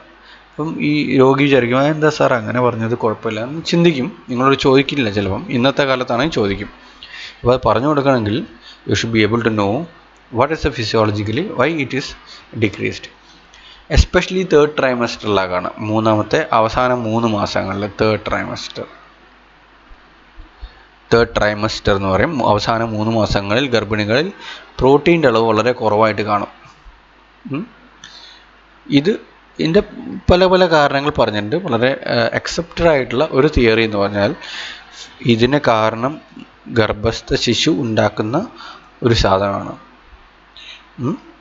Alpha ഫീറ്റോ protein. ഈ ആൽഫ ഫീറ്റോ പ്രോട്ടീൻ എന്ന് പറഞ്ഞ സാധനം നമ്മുടെ ഗ്രോയിങ് ഫീറ്റസ് ഉണ്ടാക്കുന്നത് വഴി that is causing a feedback inhibition of albumin secretion from liver. ഈ രീതിയിൽ ആൽബുമിൻ്റെ സിന്തസിസ് കുറയുന്നു എന്നതാണ് ഇതിനൊരു തിയറി. ഇപ്പോൾ നിലവിലുള്ള ഒരു തിയറിയാണ്. പല കാരണങ്ങളുണ്ട്. അതിലൊരു കാരണം ഇതാണ്. ഇതുപോലെ നിങ്ങൾക്ക് if you go through literatures you can find out why this happens. ഒരു എക്സസൈസ് ആയിട്ട് when you get a leisure time, just go through Google and find out why in infants it is decreased, why in newborns this is decreased. ഇതുപോലൊരു കാരണം നിങ്ങൾക്ക് കണ്ടുപിടിക്കാൻ കഴിയും. പെത്തോളജിക്കലി നമ്മൾ എത്തിക്കഴിഞ്ഞാൽ ഇവർ നമുക്ക് നോക്കിക്കഴിഞ്ഞാൽ impaired protein synthesis in chronic liver disease. അപ്പോൾ എല്ലായിടത്തും നോക്കിക്കഴിഞ്ഞാൽ ലിവർ റീനൽ ഡിസീസ്, മാൽന്യൂട്രീഷൻ, ഇങ്ങനെയുള്ള കാരണങ്ങൾ നമുക്ക് എപ്പോഴും കാണാം പെത്തോളജി എടുത്തു കഴിഞ്ഞാൽ. അപ്പോൾ ബേസിക്കലി നമുക്ക് മനസ്സിലാക്കുന്നത്, നിങ്ങൾ ഇങ്ങനെ മനസ്സിലാക്കുക, albumin is synthesised from liver എന്നുള്ളതുകൊണ്ട് ലിവറിലെ ഒരു അബ്നോർമാലിറ്റി, ഒരു pathological condition will always reflect in A decreased synthesis of albumin. ഇത് കൂടാതെ ആൽബുമിൻ ഡിക്രീസ് ആവണമെങ്കിൽ decreased intake of proper diet, ഈ ഡയറ്റിലൂടെ നമുക്ക് കിട്ടുന്ന പ്രോട്ടീൻ പ്രോപ്പർ അല്ലെങ്കിലും ഇത് സംഭവിക്കും. ഇതല്ലെങ്കിൽ നമുക്ക് ഇങ്ങനെ ചിന്തിക്കാം, കഴിക്കുന്നുണ്ട് സാധനം, പക്ഷേ അതൊന്നും ശരീരത്തിൽ പിടിക്കുന്നില്ല എന്ന് പഴമക്കാർ പറയും. ഈ ഒരു 3 നിലവാരത്തിൽ ഇതിനെ മനസ്സിലാക്കുക. ആദ്യത്തെ ഒരു നിലവാരം എന്ന് പറഞ്ഞാൽ നമ്മൾ കഴിക്കണം, ഫുഡ് നമ്മൾ കഴിക്കണം അല്ലേ. ഈ ഫുഡ് കഴിച്ചു കഴിഞ്ഞാൽ അത് അബ്സോർപ്ഷൻ നടക്കണം. അബ്സോർപ്ഷൻ എന്നാലേ ബ്ലഡിലെത്തൂ. Then only it will reach blood. ഈ 3 നിലവാരത്തിലും നമ്മൾ ആലോചിക്കാം. ഫുഡ് പ്രോപ്പർലി കിട്ടിയിട്ടില്ലെങ്കിൽ എന്ത് സംഭവിക്കും? You don't get proper food ഉണ്ടാവില്ല. If there is no absorption, അതാണ് ഇവിടെ മാൽ അബ്സോർപ്ഷൻ എന്ന് പറയുന്നത്. There is no absorption protein from the GI system. അങ്ങനെയാണെങ്കിലും നടക്കില്ല. അപ്പോൾ എന്തെങ്കിലും പെത്തോളജിക്കൽ കണ്ടീഷൻ കൊണ്ട് മാൽ അബ്സോർപ്ഷൻ ഉണ്ടായതാണെങ്കിലോ, അങ്ങനെയാണെങ്കിൽ അതായിരിക്കും കാരണം. ആൻഡ് അങ്ങനെ എത്തുന്ന ഈ സാധനം ബ്ലഡിലെത്തണം. ഈ ഒരു റൂട്ട് ആലോചിച്ചാൽ നമുക്കിവിടെ 2 കോസ് മനസ്സിലാവും. പിന്നൊന്ന്, ആൽബുമിൻ ഉണ്ടാവുന്നത് ലിവറിൽ വെച്ചിട്ടാണ്. അപ്പോൾ ലിവറിൽ എന്തെങ്കിലും പെത്തോളജി ഉണ്ടെങ്കിൽ സിന്തസിസ് നടക്കില്ല. ഈ രീതിയിൽ ഇതെല്ലാ സാധനങ്ങളും ഈ പ്രോട്ടീൻ മോയിറ്റീസ് എല്ലാം അമിനോ ആസിഡ്സ് ആയിട്ട് അബ്സോർബ് ചെയ്തിട്ട് ഓൾ ദീസ് അമിനോ ആസിഡ്സ് ഒരു എക്സ്ട്രാ സോഴ്സാണ് for the body other than is natural production from liver. ഈ സാധനങ്ങളെല്ലാം ഇൻ ടേൺ ബ്ലഡിലൂടെ ഡീഗ്രേഡ് ചെയ്തിട്ട് ഇതേ പ്രോട്ടീൻസ് നമ്മൾ യൂട്ടിലൈസ് ചെയ്യാം. We can utilise these same amino acids for formation of new proteins. അപ്പോൾ ആ രീതിയിൽ ഡയറ്ററി ഇൻടേക്കിൻ്റെ രീതിയിലും കൂടി മനസ്സിലാക്കുക. ഇങ്ങനെയാകുമ്പോൾ നമുക്ക് ഈ ഫിസിയോളജിക്കൽ പെത്തോളജിക്കൽ കണ്ടീഷൻ വെറുതെ വായിച്ചു പോകുമ്പം ഒന്നും മനസ്സിലാവില്ല. അതിപ്പോൾ എന്തുകൊണ്ടെന്നുള്ള ചോദ്യം നിങ്ങൾ ചോദിച്ചു തുടങ്ങുക. ആൻഡ് നിങ്ങൾക്ക് തന്നെ സെൽഫായിട്ട് മനസ്സിലാക്കാവുന്നേ ഉള്ളൂ. അങ്ങനെയാകുമ്പോൾ കുറച്ചും കൂടി അത് മനസ്സിലുറയ്ക്കും. പറഞ്ഞു തരുന്നതിനേക്കാളും നല്ലത് വായിച്ച് കണ്ടുപിടിക്കുന്നതായിരിക്കും. Coming to the next slide. ഇവിടെ നമ്മൾ ഗ്ലോബുലിൻ്റെ കാരണങ്ങളാണ് പറയുന്നത്. ഗ്ലോബലിൻ്റെ കാരണങ്ങൾ ശ്രദ്ധിക്കുക.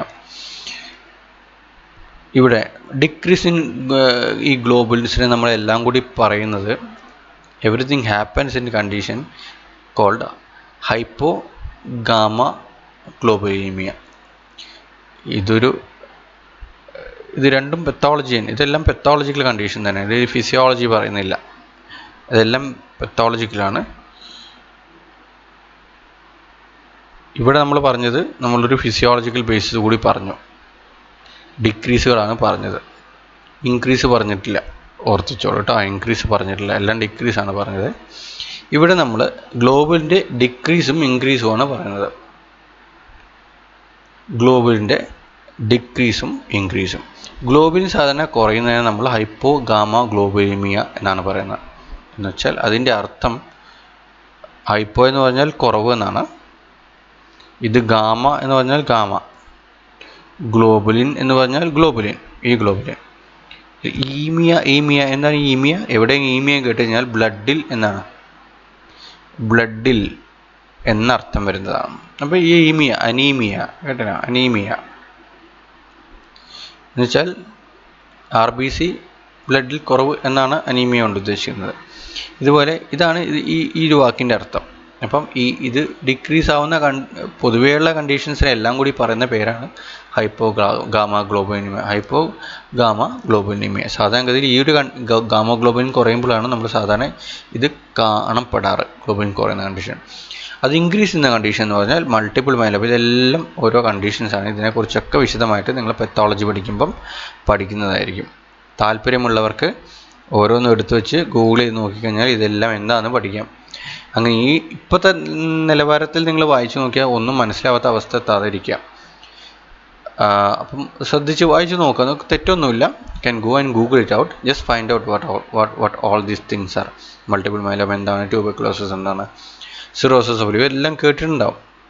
Just go and search. Okay, ഇപ്പോഴത്തെ എൻ്റെ ക്ലാസ്സിൻ്റെ സ്കോപ്പ് വെച്ചിട്ട് എനിക്ക് അത്രേ പറയാനാവുള്ളൂ. നെക്സ്റ്റ് നമ്മുടെ ഫൈബ്രിനോജൻ ആണ്. ഫൈബ്രിനോജൻ എടുത്തു കഴിഞ്ഞാലും ഇതുപോലെ നമുക്ക് ഡിക്രീസ് ആവുന്ന കണ്ടീഷൻസും ഇൻക്രീസ് ആവുന്ന കണ്ടീഷൻസും. ഇതൊന്നും അങ്ങനെ എക്സാമിന് ചോദിക്കാറില്ല. ഇനി നിങ്ങൾ പ്രാക്ടിക്കൽ പഠിക്കുന്ന സമയത്ത് കുറച്ച് വിശദമായിട്ട് you get classes after you complete your RBCs and platelets. You will be starting practicals on haematology. ആ സമയത്ത് നമ്മൾ വിശദമായിട്ട് we will be discussing on all these things. അപ്പോൾ don't worry about seeing all these. ഒരുപാട് സാധനങ്ങൾ അങ്ങനെ കാണാതെ പഠിക്കണ്ടേ എന്നൊന്നും വിചാരിക്കേണ്ട. We will be discussing in detail about all these things in the coming classes. Okay. നമ്മൾ പറയുന്നത് അപ്ലൈഡ് ഫിസിയോളജി. ഇതുപോലെ നമ്മൾ എല്ലാ ഫിസിയോളജി ക്ലാസ്സിലും അവസാനം ഞാൻ പറഞ്ഞതുപോലെ ഉള്ളൊരു ഭാഗമാണ് ഈ അപ്ലൈഡ് ഫിസിയോളജി. ഈ അപ്ലൈഡ് ഫിസിയോളജി എന്ന് പറഞ്ഞാൽ ഫിസിയോളജിയുടെ ഈ നോളജിനെ പെത്തോളജിയിലേക്ക് നമ്മൾ അപ്ലൈ ചെയ്യുക, അല്ലെങ്കിൽ ഇൻറ്റേർണൽ മെഡിസിനിലേക്ക് നമ്മൾ അപ്ലൈ ചെയ്ത് പഠിക്കുക എന്നുള്ളതാണ്. അത് ഇപ്പോഴത്തെ ലെവലിൽ പഠിക്കുമ്പോൾ നിങ്ങൾക്ക് ഇതിൻ്റെ കാരണമൊന്നും മനസ്സിലാവില്ല പെട്ടെന്ന്. എന്താണെന്ന് ചോദിച്ചാൽ ഇപ്പോൾ ഇവിടെ നോക്കുക. ഫോർ എക്സാമ്പിൾ ഹൈപ്പോ പ്രോട്ടീനീമിയ എന്തായിരിക്കും നിങ്ങൾ തന്നെ പറയാം? Hypoproteinaemia. അപ്പോൾ ഡിക്രീസ്ഡ് പ്രോട്ടീൻ ഇൻ ബ്ലഡ്, ഇതാണ് ഹൈപ്പോ പ്രോട്ടീനീമിയ. ഇങ്ങനെയുള്ള ടേംസ് എല്ലാം യൂസ് ചെയ്ത് പഠിച്ചോളൂ. അതിൻ്റെ കാരണങ്ങൾ പറഞ്ഞാൽ ഇതൊരു പെത്തോളജി. നമ്മൾ ഇങ്ങനെയാണ് ഒരു സാധനത്തിനെ അപ്രോച്ച് ടു മെഡിസിൻ എന്താണെന്നാണ് പറയുന്നത്. ഇങ്ങനെയൊരു കണ്ടീഷൻ, നമ്മളൊരു പ്രോട്ടീൻ കുറഞ്ഞു. ഫോർ എക്സാമ്പിൾ ഒരാളുടെ blood result, you got A blood result of A person and it is showing that there is decrease in albumin and global അതുപോലെ തന്നെ നിൽക്കുന്നു. ദ സെയിം ഈക്വൽസ് ഇങ്ങനൊരു കണ്ടീഷൻ, ഫൈബ്രിനോജന് ചേഞ്ച് ഒന്നുമില്ല, fibrinogen ആകെ കാണുന്ന ആൽബുമിൻ്റെ decrease ആണെന്ന് വയ്ക്കാം. അങ്ങനെയാണെങ്കിൽ നിങ്ങൾക്ക് അതിനെങ്ങനെ നമ്മൾ ഇൻ്റർപ്രറ്റ് ചെയ്ത് മനസ്സിലാക്കും എന്നുള്ളത്, എങ്ങനെ അതിനെപ്പറ്റി ആലോചിക്കുക എന്നുള്ളത്. അപ്പോൾ അതിൻ്റെ കോസസ് പറഞ്ഞാൽ നമ്മൾ കോസസ് ശ്രദ്ധിച്ചാൽ മനസ്സിലാവും. ആദ്യം പറയുന്ന കോസ് എപ്പോഴും ഫ്രീക്വൻ്റ് ആയിട്ടുണ്ടാവാനുള്ള സാധ്യതയായിരിക്കും. എപ്പോഴും ആദ്യം ഒരു ഗുണ്ട് പറയൂല. എപ്പോഴും നമ്മൾ ആൻസേഴ്സ് എഴുതുമ്പോഴും കോമണസ്റ്റ് ആയിട്ടുള്ള കാരണമാണ് എപ്പോഴും പറയുക. ഇങ്ങനെ പ്രോട്ടീൻ ബോഡിയിൽ കുറഞ്ഞാൽ എപ്പോഴും പറയാം, ആദ്യം പറയുന്നത് അതിൻ്റെ ചിന്തിക്കുന്ന രീതി ഭക്ഷണം കഴിക്കുമ്പോൾ കുറച്ച് കഴിച്ചുകൊണ്ടായിരിക്കും. സാധാരണ എല്ലാവരും പറയുന്നത്, വീട്ടിലൊക്കെ പറയുക, സമാധാനിപ്പിക്കാൻ പറയും, അത് വലിയ അസുഖമൊന്നും ആവില്ല, ചിലപ്പം കഴിച്ചത് കുറവുകൊണ്ടായിരിക്കും. ആ ഒരു നിലവാരമാണ് ഇത്. നമ്മൾ നേരത്തെ പറഞ്ഞ സാധനം തന്നെയാണ്, ഡയറ്ററി ഇൻസഫിഷ്യൻസി. രണ്ടാമത്തെ, ഇനിയിപ്പം വയറിൽ എന്തെങ്കിലും പ്രശ്നം കൊണ്ട് ഇത് വലിച്ചെടുക്കാൻ ബുദ്ധിമുട്ടുകൊണ്ടാണോ എന്നുള്ളത് അടുത്ത സംശയം, അടുത്ത പ്രോസസ്സ് അതാണല്ലോ. അപ്പം ഒരു പ്രോട്ടീൻ്റെ ഇൻടേക്കും അതിൻ്റെ അബ്സോർപ്ഷനുമാണ് ആലോചിച്ചുകൊണ്ടിരിക്കുന്നത്. അപ്പോൾ അങ്ങനെ malabsorption syndromes, a group of diseases which are concern with abnormal absorption of substances from the GIT. അപ്പോൾ അതാണോ എന്ന് ചോദിക്കുന്നു. പിന്നെ അത് കഴിഞ്ഞാൽ നെക്സ്റ്റ് വരുന്നത്, ഇനിയിപ്പോൾ ഇത് ഉണ്ടാക്കുന്ന സ്ഥലം ലിവറാണ്. അപ്പോൾ ഇനിയിപ്പോൾ ലിവറിൽ എന്തെങ്കിലും അസുഖമാണോ, അപ്പോൾ നമുക്കൊരു സ്കാൻ എടുത്ത് നോക്കിയാലോ. അപ്പോൾ അങ്ങനെയായി. ഒരു USG ഒക്കെ എടുത്ത് നോക്കിയാലോ. ഇപ്പോൾ എന്തെങ്കിലും ലിവറിൻ്റെ പ്രശ്നം കൊണ്ടാണോ ഇനിയിപ്പോൾ അത് കുറഞ്ഞത്? അല്ല, ഇനിയിപ്പം കിഡ്നീൻ്റെ പ്രശ്നം കൊണ്ടാണോ? ഇനി കിഡ്നിയിൽ എന്താണ്, കിഡ്നി വഴിയാണല്ലോ ആൽബുമിൻ പുറത്തേക്ക് പോവുക. കിഡ്നി വഴി പുറത്തേക്ക് സാധാരണഗതിയിൽ ആൽബുമിൻ പുറത്തേക്ക് പോവില്ല, വളരെ ട്രേസ് ആയിട്ടേ പോവുള്ളൂ. അപ്പോൾ ഈ കിഡ്നിയിലൊക്കെ വലിയ ഇപ്പം നെഫ്രോണിലൊക്കെ വലിയ ദ്വാരങ്ങൾ വന്നു കഴിഞ്ഞാൽ, ഈ നെഫ്രോൺ എന്ന് പറഞ്ഞാൽ നിങ്ങൾ പഠിച്ചിട്ടുണ്ടല്ലോ, നെഫ്രോണിലൊക്കെ വലിയ ദ്വാരങ്ങൾ, ഇവിടെയൊക്കെ വലിയ ദ്വാരങ്ങൾ വന്നു കഴിഞ്ഞാലും ഈ ആൽബുമിൻ ഫിൽട്രേഷൻ സമയത്ത് ഇതിലൂടെ അങ്ങ് പോയി നമ്മുടെ യൂറിനിൽ നോക്കിക്കഴിഞ്ഞാൽ യൂറിൻ ആൽബുമിൻ കാണും. യൂറിനിൽ ആൽബുമിൻ നോക്കിക്കഴിഞ്ഞാൽ ആൽബുമിൻ പ്ലസ് എന്ന് കാണാം. എന്താണത്? യൂറിനിലൂടെ albumin is lost. So the person is losing albumin from urine because there is a renal disease. ഒരുപാട് ഡിസീസ് ചിലപ്പം എന്തെങ്കിലും ഒരു ഗ്ലോമർലെസിൻ്റെ ലെവലിലുള്ള ഒരു ഡിസീസ് ആവും. അപ്പോൾ അത് കാരണം ഇവിടെ സംഭവിക്കുന്നത് എന്താ, ഒരു glomerular nephritis, for example glomerular nephritis ഉള്ളൊരു പേഷ്യൻ്റ് ആണെങ്കിലോ ആൽബുമിൻ നഷ്ടപ്പെടുന്നുണ്ട്, ഇത് അറിയാതെ പോകും. അതിനെന്ത് ചെയ്യണം? ഈ യൂറിൻ്റെ ഒരു റൂട്ടീൻ എക്സാമിനേഷൻ ചെയ്യണം. Urine routine examination, urine RE എന്ന് പറയും, അത് ചെയ്യണം. അത് ചെയ്താൽ നമുക്ക് മനസ്സിലാവും. ഇനിയിപ്പം ആ സംശയം മാറിക്കിട്ടും. അപ്പോൾ ഇതിലിനിയിപ്പം ആൽബുമിൻ കണ്ടാലോ, അപ്പോൾ അതായിരുന്നല്ലേ, അപ്പം കിഡ്നിക്കാണ് തകരാറ്. ലിവറിൽ നമ്മൾ USG ഒക്കെ എടുത്ത് നോക്കി കുഴപ്പമൊന്നുമില്ല, അപ്പം തകരാറ് കിഡ്നിയിൽ, അതുകൊണ്ടാണ് കുറയുന്നത്. വയറിന് കുഴപ്പമില്ല, കഴിക്കുന്ന ഭക്ഷണം നോർമലാണ് ഇത്. അപ്പം നിങ്ങളൊന്ന് ചിന്തിച്ച് നോക്കുക, this is the way you have thought about hypoproteinemia and how you have come to a diagnosis. So അതാണ് ഈ അപ്ലൈഡ് ഫിസിയോളജി എന്ന് നമ്മൾ ഉദ്ദേശിക്കുന്നത്. എപ്പോഴും നിങ്ങളിപ്പം once you become a professor in medicine also you start thinking like this from the starting to end. Physiology ആലോചിച്ച് കഴിഞ്ഞാൽ നമുക്കതിലെ pathology എവിടെയൊക്കെ നോക്കണം എന്ന് മനസ്സിലാവുന്നു. ഈ രീതിയിൽ നമ്മൾ മുന്നോട്ട് പോകുന്നു. ഇതിനെയാണ് നമ്മൾ അപ്ലൈഡ് ഫിസിയോളജി ഉദ്ദേശിക്കുന്നത്. അല്ലാതെ ഹൈപ്പോപ്രോട്ടീനീമിയ കോസസ് 1 2 3 4 5 അതല്ല. ഇതിന് അപ്രോച്ചാണ് പറഞ്ഞു തരുന്നത്. This is the way you think and this is the way you learn causes.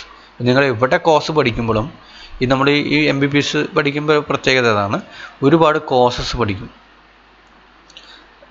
ഒരുപാട് കോസ് വെറുതെ കയറിയിട്ട് ഹൈപ്പോപ്രോട്ടീനിയമേ കോസ് എന്താണ്, അനീമിയയുടെ കോസ് എന്തൊക്കെയാണ്, ഒരുപാട് കോസ് എവിടെ നോക്കിയാലും കോസസ്.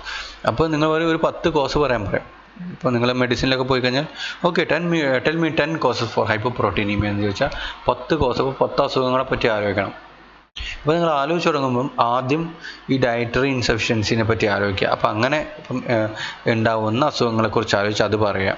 അത് കഴിഞ്ഞിട്ട് മാലബ്സോർപ്ഷൻ സിൻഡ്രോംസ് നിങ്ങൾ പഠിച്ച ഏതൊക്കെ സിൻഡ്രോംസ് ആണ് അത് പറയണം.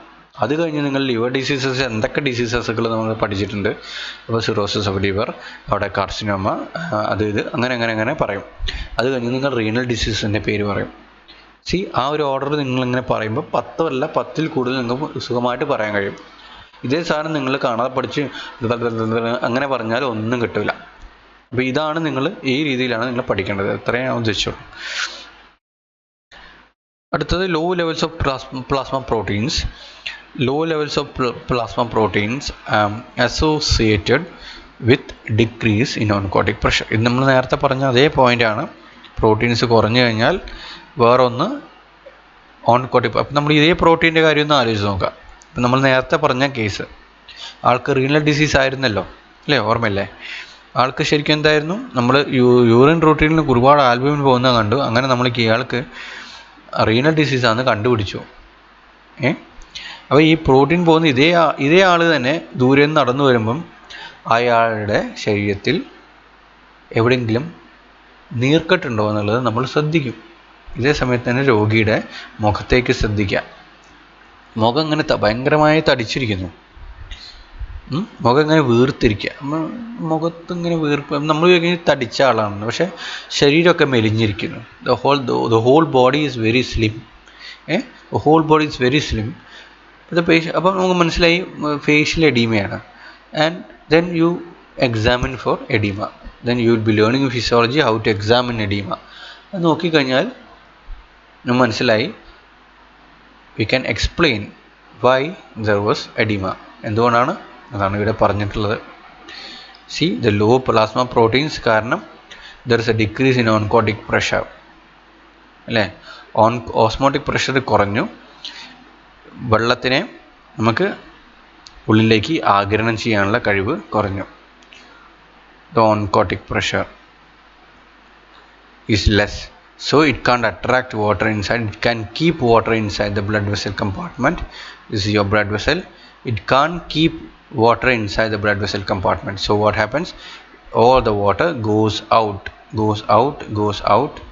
അങ്ങനെ പുറത്തേക്ക് പോയി കഴിഞ്ഞാൽ it will accumulate in the interstitial space. So accumulation of fluid in the interstitial space that lead to your edema. അപ്പോൾ നമുക്ക് എന്തൊക്കെ മനസ്സിലായി?